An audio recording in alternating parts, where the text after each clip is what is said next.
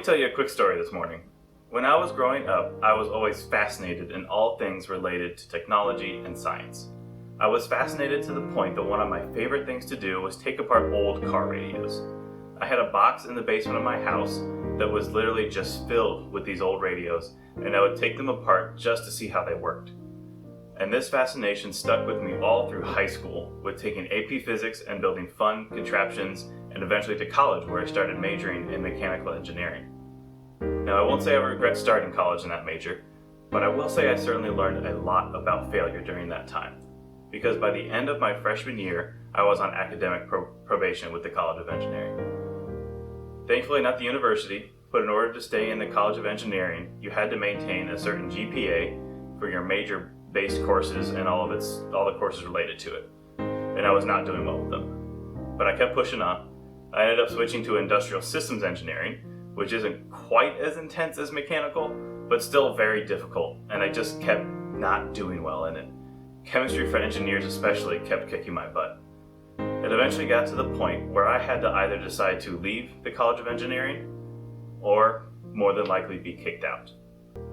So I made the decision to leave the College of Engineering and major in what I now have a degree in of New Media and Communications Technology, which that's really just a long phrase for digital marketing without having to take the business classes. Now, I ended up loving this major and what I could do with it, but at the time I felt like a total failure. But there is something that was going on throughout all of this that I haven't mentioned yet. All through freshman and sophomore year, I had a huge discovery and awakening of my faith. I went from occasional church attender, to by the end of my sophomore year, I was considering ministry as a career. Despite my failures and hard times that I was going through, Jesus was working in me and pointing me towards where he was calling me and where he could work through me. See, sometimes we suffer for reasons that we can't control, like this quarantine because of a worldwide pandemic, or like me, when we make bad decisions and fail due to ourselves. See, last week we talked about how Good Friday is a reminder that Jesus can comfort us when we are hurting, because he has been hurt too, and far worse than any of us can imagine. So it's great that Good Friday can teach us that Jesus can understand and comfort us in our pain, either self-inflicted or out of our control. But sometimes we need more than comfort. Sometimes we need help. So it's a really good thing that story doesn't end with Good Friday and Jesus in the tomb.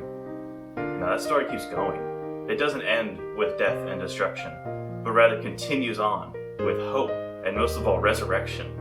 See, today is Easter, and that tomb has been opened. That stone was rolled away, and now we can celebrate Jesus' victory of rising from the dead. And today is the day where Jesus looks at you and says, remember that pain from Good Friday? Remember that suffering that you saw me endure? Well, it was worth it. Why? Because you are worth it.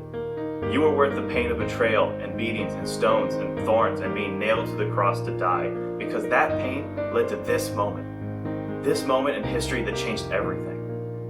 The resurrection means that if you trust and follow him, then the Jesus who lives now lives in you. And why is that important? Because before the resurrection, we knew that Jesus could comfort us. But now Jesus is here with us to help and save us. You don't have to rely on yourself and your own strength to handle whatever it is that you are going through. See, much like in my story, I felt like a failure. But Jesus was telling me that I had something better for you.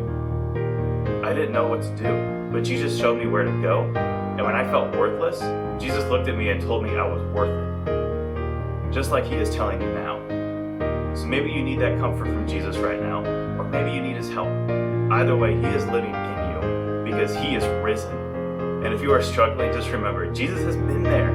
And there is light at the end of that tunnel, and he is right there next to you, guiding you through the darkness, even if we can't see what is in front of us. And if you're watching this and don't feel like you've ever really received him in your life, and you need that comfort and help, then just pray right now that he is Lord and invite him into your life. And if you're doing that today, then please reach out to me. I would love to hear from you and just talk with you and see where you're at right now. That's an amazing thing that you're doing that. Guys, Jesus has risen. Today is Easter. He is with us, and he can do so much more than just comfort us. He can help us. He's with us and he loves us. Let's pray together. God, just thank you for the amazing blessing that is your Son. Lord, this Easter Sunday, I just pray that we remember that God, you've always been there to comfort us and you've always loved us, but because of Jesus, because of your Son, he is now risen, he is alive, he has beaten death and he has beaten sin, God, and that you are now with us, and that Jesus is living in us, and that we can get through anything. Lord, even if we can't see what's going on right now, you are guiding us through that darkness, and your love is giving us that peace and comfort that we desperately need. Lord, thank you. It is in your name we pray. Amen.